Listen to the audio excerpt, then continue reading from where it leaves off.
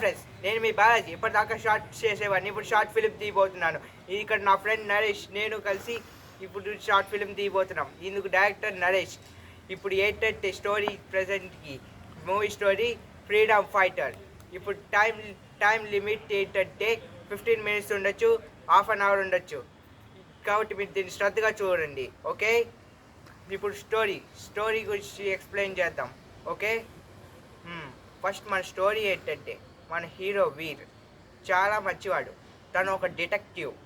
ఒక కేసు ఇన్వెస్టిగేషన్గా ఐర్లాండ్కి వెళ్ళాడు. అక్కడ గర్ల్స్ స్మగ్లింగ్ అక్కడ జరుగుతున్నాయని తెలిసి దాన్ని కనిపెడదామని మన వీర్ వెళ్ళాడు. అక్కడ వీర్ వెళ్ళగానే ఏమైందంటే, అక్కడ కొన్ని పావులు ఎక్కువ ఉన్నాయి, సర్పాలు అక్కడ ఐర్లాండ్లో. వీటిని దాటుకుని ఎలా వెళ్ళాలని ఒక్కొక్కసారిగా పావును చూసుకుంటూ జాగ్రత్తగా వెళ్తూ ఉంటాడు వాటికి తెలియకుండా. అప్పుడు వీర్ తెలివిగా ఒక పని చేశాడు. వాటికి సంజీవిని అంటే పడదని తెలిసి అవి రాసుకుని అవి కాటేయకుండా కాపాడుకుంటూ చాలా జాగ్రత్తగా వెళ్ళాడు. అప్పుడే అక్కడ ఒక పెద్ద పావు కాపలాగా ఉంది. ఆ పావు వీరిని చాలా గట్టిగా ముడిచేసింది. ఆ రసంగా కాస్త ముట్టుకోలేకపోయింది. కానీ మన వీరు తెలివిగా ముందే కత్తి తీసుకుని ఆ పావు తలని నరికగానే చచ్చిపోయాడు. అక్కడున్న గోల్డ్ని తీసుకుని బోట్లో పెట్టుకుని ఇంకో ఐర్లాండ్కి బయలుదేరాడు. అప్పుడు అక్కడికి వెళ్ళగానే మన వీర్ ఒక చోట ఐర్లాండ్స్లో అక్కడ ఒక సింహం ఉంది. ఆ సింహాన్ని చూసి భయపడతాడు. మా గోల్డ్ దగ్గరికి ఫస్ట్గా వెళ్ళి ఆ సింహాన్ని దాటుకుని తెలియకుండా వచ్చేటప్పుడు ఆ సింహం చూస్తుంది. అప్పుడు తన దగ్గర ఒక గొడ్డలి తీశాడు. ఆ గొడ్డలితో సింహం మీద దాడి చేస్తూ కాస్త బీభత్సమైన గొడవ అయింది. ఆ గొడవలో వీరికి భుజం మీద సింహం పంజా వేసింది. దాని ద్వారా బ్లైడింగ్ అయింది పాపం మన హీరో వీర్కి. అప్పుడు ఏం జరిగిందంటే, మన వీర్ ఒక శూలాన్ని తీసుకుని సింహం తల మీద కొట్టగానే చనిపోయాడు. మన వీర్ సాధించి ఆ మిగతా గర్ల్ని కూడా తీసుకెళ్తాడు. ఇంకా ఆఖరిగా ఉన్న ఐర్లాండ్కి వెళ్తుండగా అక్కడ ఫుల్ టైట్ సెక్యూరిటీస్ ఉన్నాయి. వీటిని దాటి ఎలా వెళ్ళాలా అని వీర్ ఆలోచనలో పడ్డాడు. ఇక్కడితో ఇంటర్వెల్ పడింది. ఇంటర్వెల్కి ముందు నేను పార్ట్ 1 గురించి చెప్పాను. ఇప్పుడు పార్ట్ 2 గురించి చెప్పబోతున్నాను. అక్కడ వీడు కాస్త అక్కడ టెన్షన్ పడ్డాడు సెక్యూరిటీ ఉండడం వల్ల. అప్పుడు ఏం చేయాలో తెలియక ఒక సెక్యూరిటీని కొట్టి మంది ఇచ్చి అప్పుడు తన చోట దాచి తనలా డ్రెస్ చేయించుకుని వెళ్ళి కాస్త ముందుకి వెళ్ళి కాస్త అక్కడ జరుగుతున్నవన్నీ అబ్జర్వ్ చేస్తాడు. దీని వెనకుంది ఎవరా అని తెలుసుకుందామని వెళ్ళాడు వీర్. అప్పుడు అక్కడ వీర్ ఏం చేస్తున్నాడంటే, అప్పుడు అక్కడ వీరు ఓ చోట డైమండ్స్ని కూడా స్మగ్లింగ్ చేయడం చూశాడు. అది చేస్తుంది ఎవరా అని దాని ఓనర్ కోసం వెతకడం స్టార్ట్ చేస్తాడు. అక్కడ ఉన్న వాళ్ళు కొన్ని రోజులు అక్కడే ఉన్నాడు, 5 రోజులు. అప్పుడు అక్కడే ఉండి మన వీర్ ఒక పని చేశాడు. అక్కడ డైమండ్స్ ఎలా వచ్చాయంటే, అక్కడ ఫారినర్స్ ఉన్నారని తెలుసుకుని ఆ ఫారినర్స్ ఎప్పుడు గోల్డ్ స్మగ్లింగ్ చేస్తూనే అక్కడ రప్పిస్తూ అక్కడ ఆఫ్రికా నుంచి ట్రాన్స్పోర్ట్ చేస్తూ మన రాజకీయ నాయకులకి చాలామందికి పైగా స్మగ్లర్స్కి అప్పగిస్తున్నారని తెలిసింది.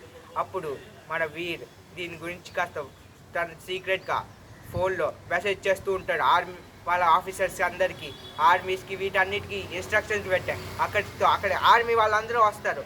ఇంకా ఈ బాస్ని చూడడానికి వెళ్తుండగా అక్కడే షాకింగ్ విషయం ఏంటంటే, ఆ బాస్ తన ఏజెన్సీకి ఎండి. దాని గురించి తెలిసిన వీర్ షాక్ అయిపోయి దీని గురించి వాళ్ళ బాస్తో మాట్లాడతాడు. ఎందుకు చేశాడంటే, ఆ బాస్ ఏమన్నాడంటే, డబ్బు కోసం ఇవన్నీ తప్పదు వీర్. చూడు వీర్, నువ్వు ఈ కేసులో ఇన్వాల్వ్ అవుతావని తెలుసుంటే దీన్ని ఎప్పుడో చంపేసి ఉండేవాడిని. ఇంత దూరం వస్తావని నేను ఎప్పుడు ఎక్స్పెక్ట్ చేయలేదని అన్నాడు ఆ బాస్. సార్, మీలాంటి దేశద్రోహులకి ఎప్పుడు నష్టాలే జరుగుతాయి. ఎలాగో చెప్పినా మాలాంటి నిజాయితీ పరుల వల్ల. ఇప్పుడు మీ చుట్టూ మీ వెబ్సైట్ గురించి నా బటన్ కెమెరాలో పెట్టానని షాక్ రివీల్ చేస్తాడు వీర్. దాంతో భయపడి అక్కడితో ఫైటింగ్ స్ట్రీన్ మొదలవుతుంది. అక్కడి నుంచి కాస్త గోల్డ్స్ని బాగా వర్క్ చేస్తాడు. నువ్వు ముందు నుంచి గోల్డ్ సప్లయింగ్ చేస్తున్నావు అని తెలుసా, అసలు బాస్ వేరే ఉన్నాడని మరో షాక్ రివీల్ చేస్తాడు తన బాస్. ఇప్పుడు మన ఆ బాస్ గురించి కాస్త ఎంక్వైరీ చేస్తాడు ఆ ఆఫీసర్ది. ఆ వీర్ అప్పటికి కాస్త బాస్ని కాస్త కనిపెట్టడానికి ట్రై చేస్తూ ఉంటాడు. కానీ ఆ బాస్ ఎవరాని తెలియకుండా ఉంటుంది. ఎవరాని వెతుకుతూ ఉండగా తనకు ఒక క్లూ దొరుకుతుంది. తన ప్రతి గోల్డ్ మీద ఒక పేరు ఉంటుంది, ఆర్వి అని. ఆ ఆర్వీకి అర్థం ఏంటో తెలియట్లేదు. క్లూ దొరికింది. ఆర్వి అంటే ఏంటో అర్థం అవ్వకుండా ఉంది. ఆ ఆర్వి గురించి వెతుకుతూనే ఉన్నాడు కొన్నిసార్లుగా. ఒకసారిగా ఆర్వి అంటే ఒక ఆర్మీ ఆర్మీ ఏజెన్సీలో ఒకడు. అప్పుడు వీరికి అర్థమవుతుంది ఆర్ అంటే ఒక ఏజెంట్ గురించి అని అర్థమవుతుంది, ఒక ఆర్మీ ఏజెంట్ అని అర్థమవుతుంది. దీంట్లో ఉన్నది ఇద్దరు ఒకే వ్యక్తిలాగా బిహేవ్ చేస్తూ ఉంటారని, ఒక వ్యక్తి ఒక దాంట్లో ఒకలాగా ఇంకొక దాంట్లో ఒకలాగా.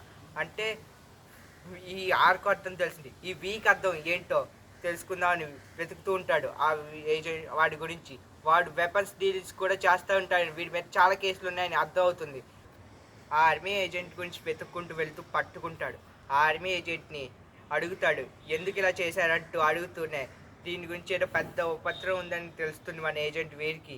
ఆ ఉపద్రవం ఈ పాకిస్తాన్ వాళ్ళ నుంచి రాబోతుందని వీరికి అర్థమయ్యి అది ఎవరా అని తెలుసుకుందామని, ఆ వీక్ అర్థం ఏంటి అని తెలుసుకోవడానికి ట్రై చేద్దామని ఆ ఆర్మీ ఆఫీసర్ని అడుగుతుండగా ఓ గన్ షూట్ ద్వారా అతను చనిపోతాడు. ఎక్కడి నుంచి వచ్చిందో వీరికి అర్థం కాదు. అప్పుడు వీరికి ఒక ఫోన్ వచ్చింది. ఏయ్, నువ్వు నన్ను కనిపెడతావా అని ఫోన్లో అన్నాడు ఒకడు. దమ్ముంటే కనిపెట్టరన్నాడు అని ఫోన్ కాల్ కట్ అవుతుంది. దీంతో ఈ పార్ట్ ఎండ్ అయింది. నెక్స్ట్ పార్ట్ 3 పార్ట్ 4 కూడా ఉంది. దాన్ని కూడా చూడండి, వెయిట్ చేయండి ప్లీజ్. ఛానల్ సబ్స్క్రైబ్ చేయండి. దీనికి ఆపర్చునిటీ ఇచ్చిన డైరెక్టర్ నరేష్ గారికి చాలా thanks. Please like and share, subscribe. Bye bye.